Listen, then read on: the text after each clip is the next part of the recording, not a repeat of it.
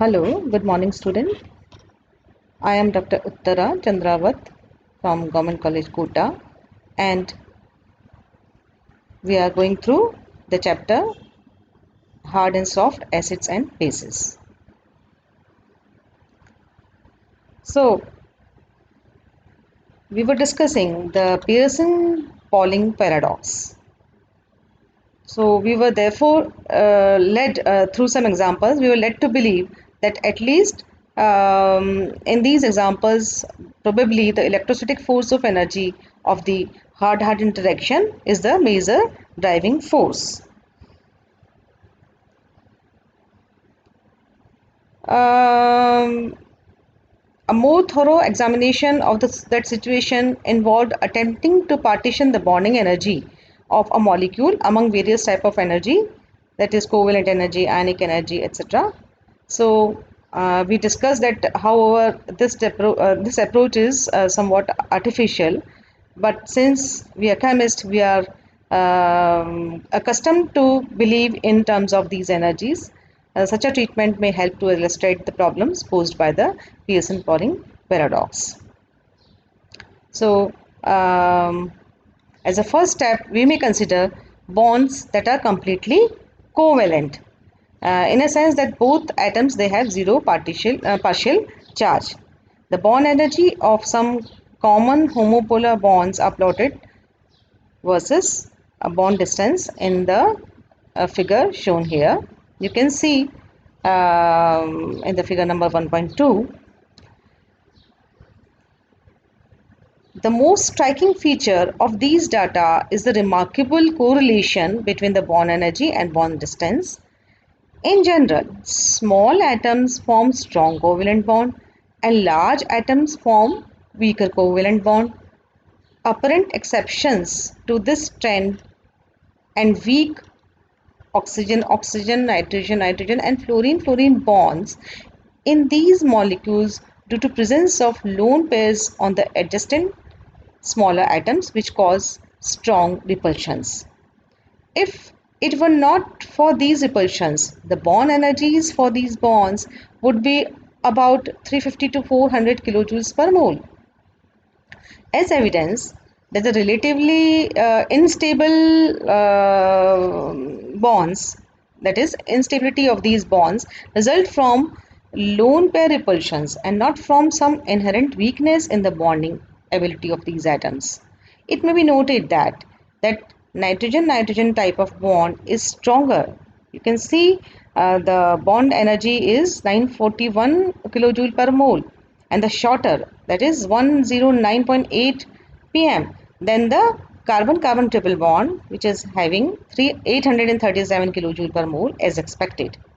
It may be noted that even bonds between larger atoms containing lone pair such as chlorine, sulfur, bromine, etc., they are somewhat weaker than the bonds between larger atoms without lone pair, such as silicon, german, and sylvain. You have to see the figure here. Although presumably the repulsions are somewhat relaxed with increasing distance between the bonding atoms. Thus, the close scrutiny of figure indicates that interpretation of hard-hard interaction bond between small atom as purely electrostatic and those between the large atoms as small soft interaction as strong covalent bond is not accurate. Covalent bonding is strongest between smaller atoms that can achieve very good overlap. The strongest homopolar bond is hydrogen-hydrogen. You can see on the top, which has 431 kilojoule per mole.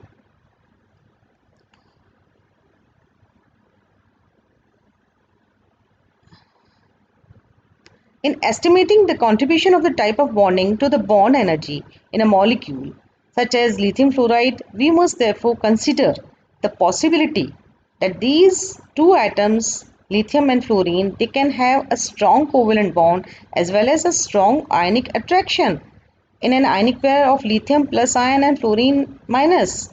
However, it should be taken as implication that lithium fluoride can form a covalent bond in addition to an ionic bond. but instead it proves to be energetically feasible or more realistically a bond with partly ionic and partly covalent character to maximize the bond energy. Attempts to calculate the relative importance of these two methods of bondings are only approximate, but they can indicate that each contributes an appreciable extent in lithium fluoride. Of the total bond energy of lithium fluoride bond of which is 573 kilojoule per mole, roughly one fourth comes from covalent bonding, one half comes from electrostatic attraction between the partial charges on lithium and fluorine atom, that is approximately two-thirds of an electrostatic charge, and about one-fourth from the transfer of partial charge from more electropositive lithium atom to more electronegative fluorine atom. So this latter corresponds to roughly to Pauline's ionic resonance energy. इसको हम वापस से इसकी हम व्याख्या करते हैं। हमने पाया कि जो हमने उदाहरण डिस्कस किए थे उनसे हमने माना कि पारस्परिक क्रिया को निर्धारित करने वाला कारक जो है मेनली मुख्य बल कठोर पारस्परिक क्रिया की स्थिर विद्युतीय इलेक्ट्रोस्टैटिक एनर्जी ही है। तो हमने जो है पहले स्टेप के रूप में हम उन बंधों पर हम विचार कर रहे हैं जो कि पूर्णतः सहसंयोजी हैं। देखिए आप हाइड्रोजन एटम हाइड्रोजन मॉलिक्यूल के बीच में बंध है। तो इस फिगर में हम देखते हैं कि सामान्य रूप से छोटे परमाणु प्रबल सहयोजी बंध तथा बड़े परमाणु जो है दुर्बल सहसंयोजी बंध बनाते हैं। तो इस नियम का अपवाद जो है वो कमज़ोर ऑक्सीजन नाइट्रोजन एंड फ्लोरीन बंध है जो उन अणुओं में पाए जाते हैं जिसमें कि निकटवर्ती छोटे परमाणुओं पर इलेक्ट्रॉन के लोन पेयर उपस्थित होते हैं, जिससे इनके मध्य प्रबल रिपल्शन फोर्सेस पाए जाते हैं। और यदि ये जो है प्रबल प्रतिकर्षण बल नहीं होते तो इन बंधों की बंध ऊर्जा लगभग 350 से 400 किलोजूल पर मोल होती। जैसा कि स्पष्ट है, इन बंधों की तुलनात्मक दुर्बलता इलेक्ट्रॉन एकल युग्म प्रतिकर्षण के कारण है, न कि इन परमाणुओं की दुर्बल बंध बनाने की प्रवृत्ति के कारण। यहाँ यह ध्यान योग्य बातें हैं कि नाइट्रोजन ट्रिपल बॉन्ड, इसकी बॉन्ड एनर्जी है 941 किलोजूल पर मोल। तो इसमें ये कार्बन ट्रिपल बॉन्ड 837 की तुलना में प्रबल तथा छोटा होता है। यहाँ यह भी ध्यान देने योग्य बात है कि इलेक्ट्रॉन लोन पेयर वाले बड़े एटम्स जैसे कि क्लोरीन, सल्फर, ब्रोमीन आदि उन परमाणुओं की तुलना में कुछ दुर्बल बंध बनाते हैं जिन पर कि इलेक्ट्रॉन लोन पेयर नहीं पाए जाते, जैसे कि सिलिकॉन, जर्मेनियम, टिन एटसेट्रा।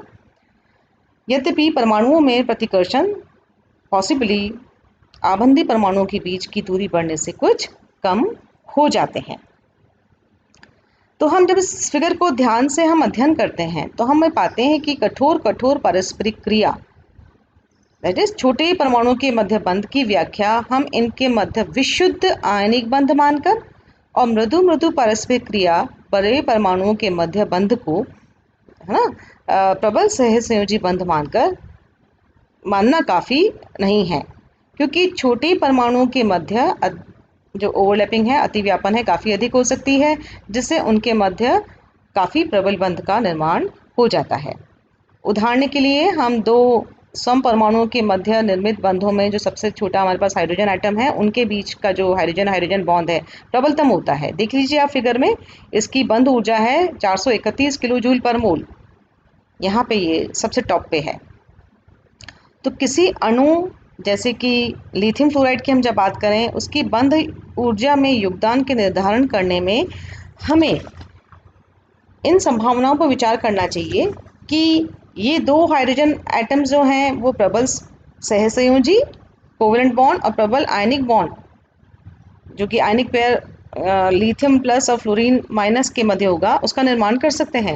लेकिन इसका अर्थ यह नहीं लगाना जाना चाहिए कि लिथियम फ्लोराइड आयनिक बंध के अतिरिक्त सहसंयोजिक बंध भी बना सकता है, परंतु इसके स्थान पर ऊर्जा के आधार पर यह बंध ऊर्जा को अधिकतम करने के प्रयास में आंशिक आयनिक तथा आंशिक सहसंयोजी बंध बना सकता है।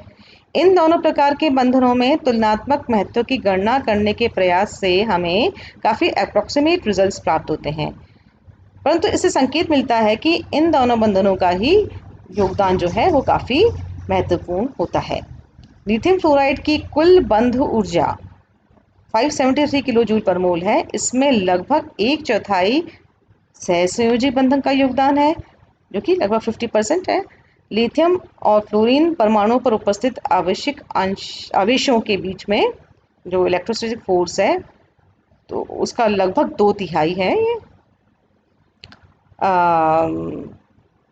तथा एक चौथाई इलेक्ट्रोपॉजिटिव लिथियम एटम से इलेक्ट्रोनेगेटिव फ्लोरीन एटम पे जो आंशिक आवेश का स्थानांतरण हो रहा है उससे है।